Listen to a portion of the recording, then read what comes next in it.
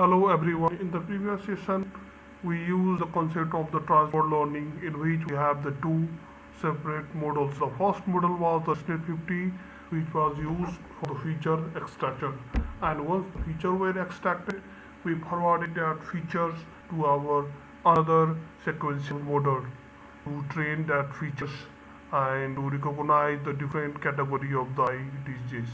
But in today's session, we are going to use transfer learning concept where we are not going to create a separate two models, but we are training them in end-to-end fashion. First, the feature will be extracted from this ResNet 50, and later we pass this feature to the next models for the classification of the different DJs, IDJs. But here we are going to train them in end-to-end fashion. And generally, what is the transfer learning? The transfer learning is a machine learning technique where a pre-trained model is generally adapted for a new but related task. Instead of training the model from the scratch, transfer learning leverages the knowledge from an existing model, train a large dataset, and fine-tunes it for a specific task with a smaller datasets. And this approach is widely used in deep learning, especially for the tasks like image recognition, where we use model like ResNet 50 or BG16 or 19. And transfer learning helps to reduce the training time and improves the performance, and also require less data for the effective learning. And generally, this ResNet 50, also known as residual network, is a deep convolution neural network which makes the possible of training the deep neural networks, and it contains the 50 layers designed to address the problem known as the vanishing gradient problem. So where generally the appearance of the image gets regret by using an integer skill connection to solve vanishing gradient problem. It was introduced by Microsoft Research in 2015 as part of the ResNet family. And this ResNet contains the 50 deep layers, and it has been trained on the ImageNet datasets. And this ImageNet dataset contains 14 million labeled images, and it contains different object classes of 1000. So it is a very robust model. So we are going to use this robust model in our approach for the feature extraction as well as training end to end. Now here the first step is the dataset collection. Where we collected the samples of these eyes, images, and after that we process them. We read the images in the form of the RGB in the dimension of 128 cross 128 cross 3, where 128 cross 128 represents the height and the width of the images, whereas since this image is color, so its channel number will be 3. And after that we visualize them in the form of pie chart and bar chart. We also normalize the pixel intensity in the range 0 to 1 for the fast processing by dividing each pixel intensity with 256, because maximum possible value of pixel intensity is 256. And for the smooth training, we converted the image into the NumPy form. And once the data are pre-processed, we pass this data to our model for the training. In generally in model, we have first is ResNet 50 to learn the patterns of the different from the different images, and these patterns are finally passed to the dense layer, and after that to the classifier for the classification. And when the model is trained, we use the test images for the classification problem. So jump to the code, and the data sets that I am using is shown here. I will provide these data sets in the description parts. And here I am using these augmented datasets, which is larger in size in comparison to these original datasets, and its size is 2.13 GB. I have downloaded these datasets and uploaded in the Google Drive, and this is the datasets. It contains the 10 different category of the classes IDJs, and you can see here the images. This is contains 606 category of the samples IDG is a sample of central serous. This is the images of the central serous DJs. Similarly, there is also the other samples, diabetics, and it contains 3,315 samples are there. It is quite big in size. There are 3,300 samples are there. So 3,330, 3,300 is sufficient. And next is disc edema. But unfortunately it contains only the 762 samples. It is very low in size, so we can say that this dataset is extremely imbalanced, and to achieve the better performance in this type of the imbalanced datasets is extremely high, because the number of training samples is large in some folders, but there are not sufficient images in another folder.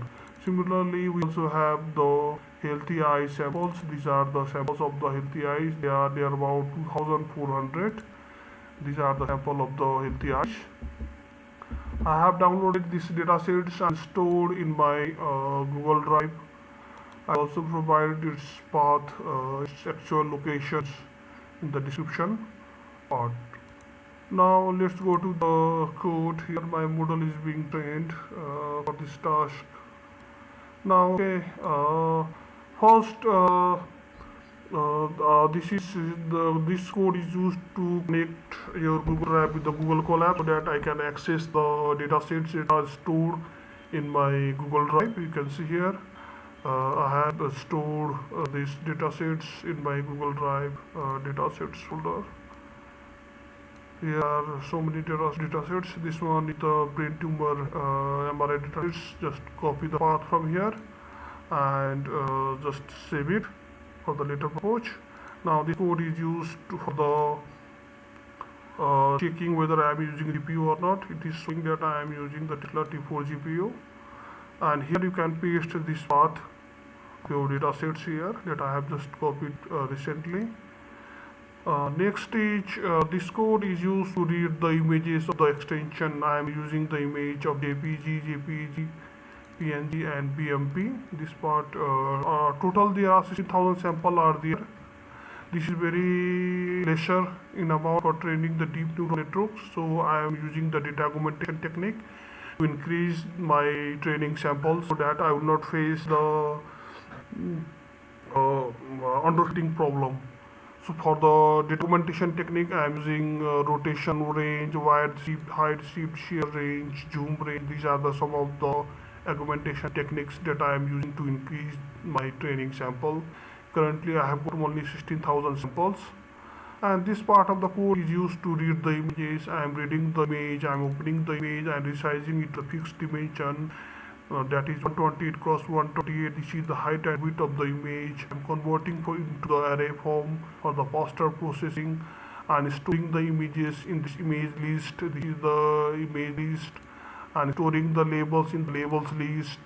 Here it is labels, and after that this is the augmentation that is I'm applying. I'm just increasing the samples by double.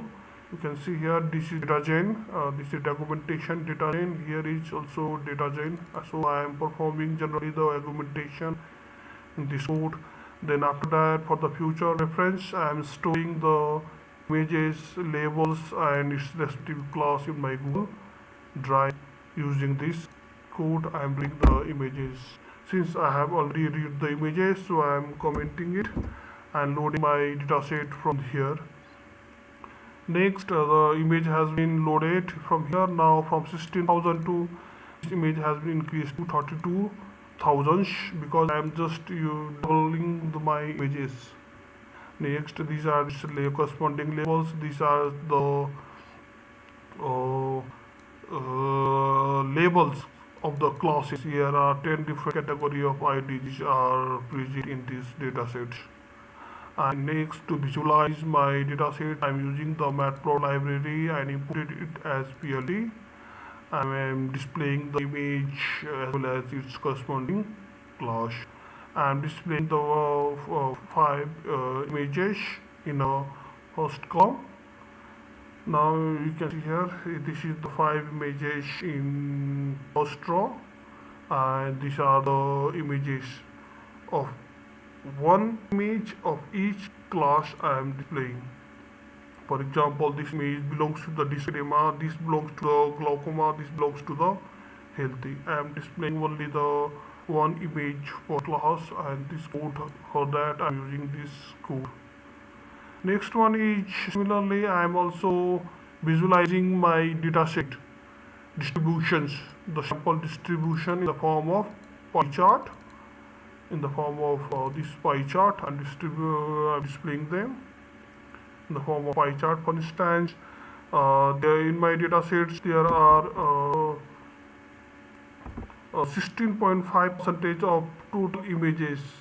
16.5 percentage of images are healthy out of the total 100 percentage of the images. Similarly, muscular scar disease contains 11.9 percentage of the images out of total 100 percentage of the images.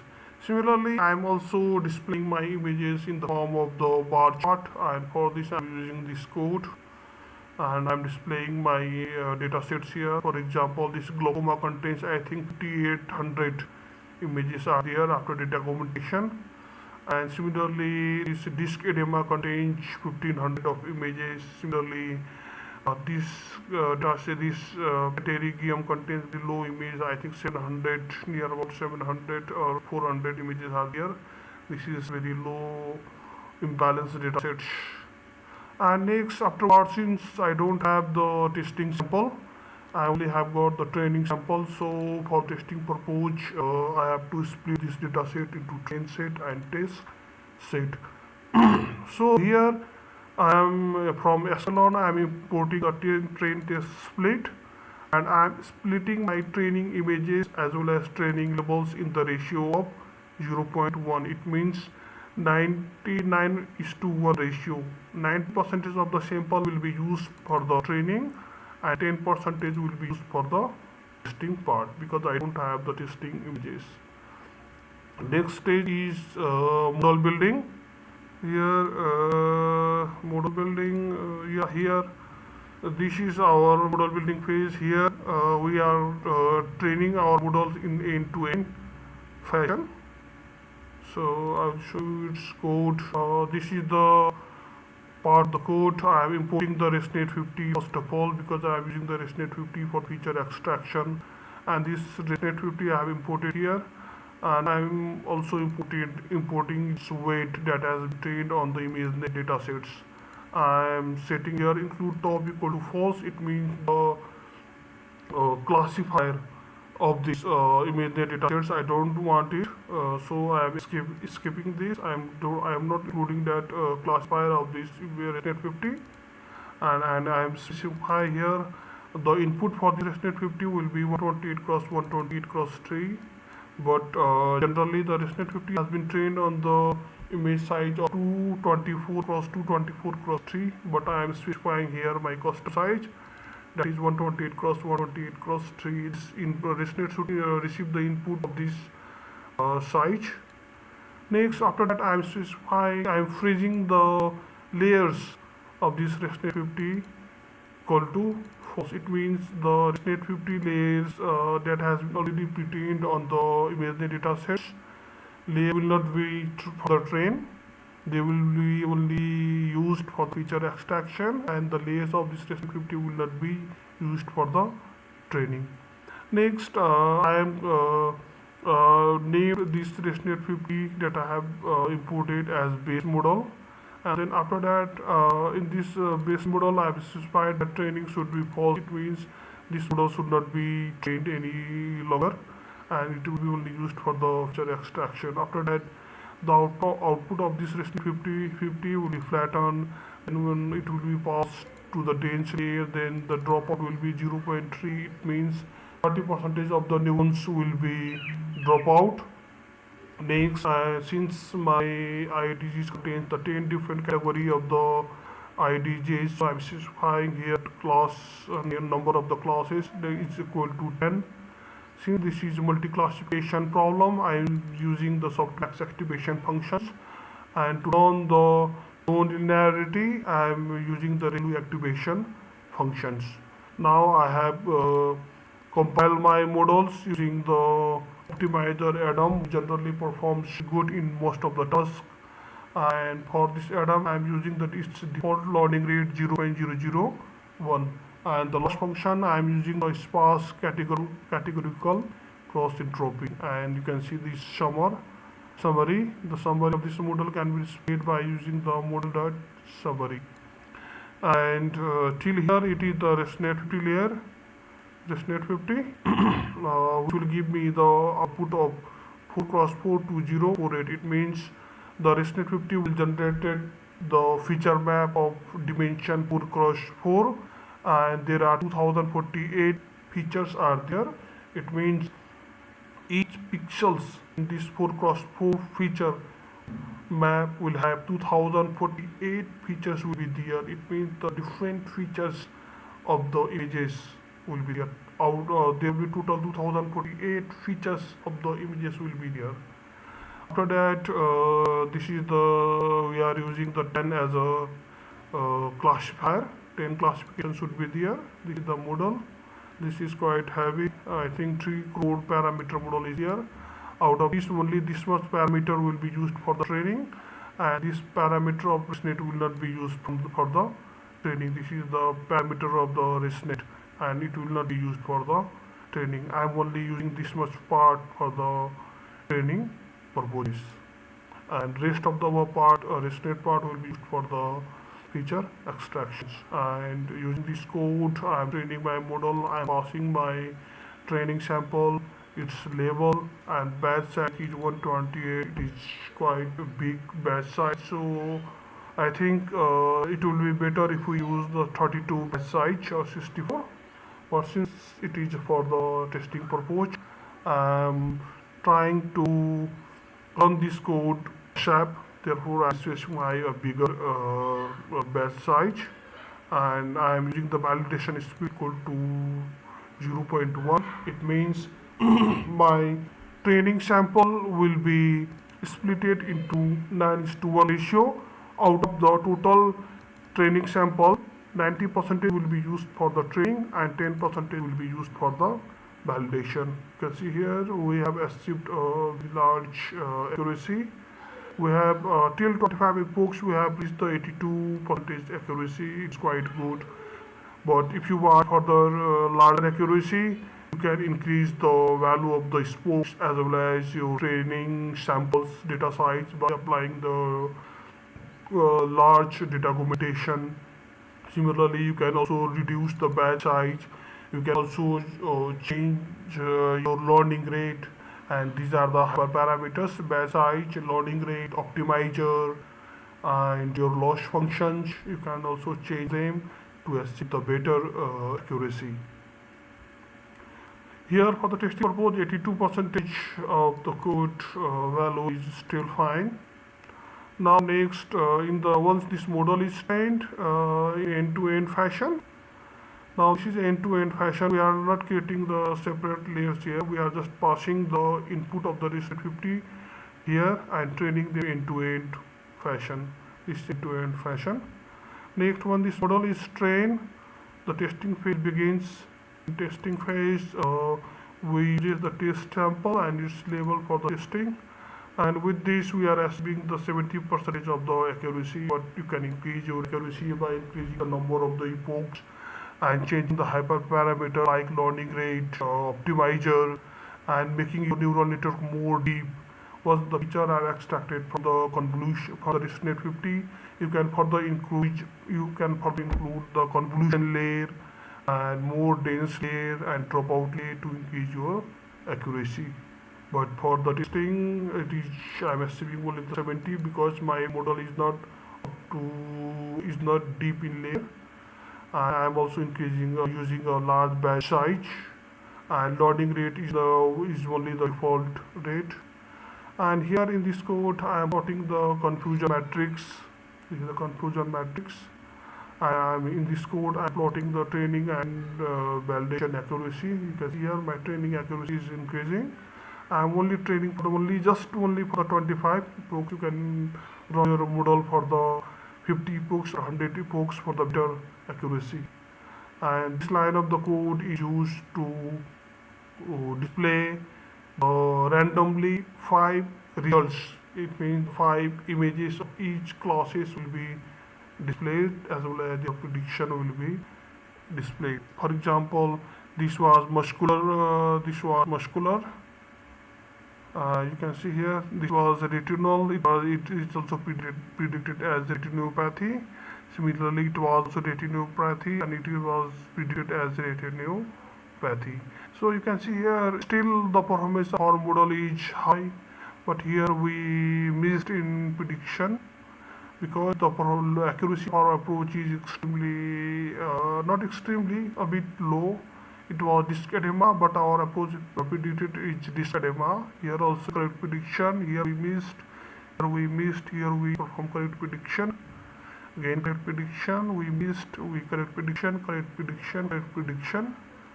And here we missed. We missed. Here correct prediction. Correct prediction. But anyhow, the performance of this model is not too much bad. It is quite fine.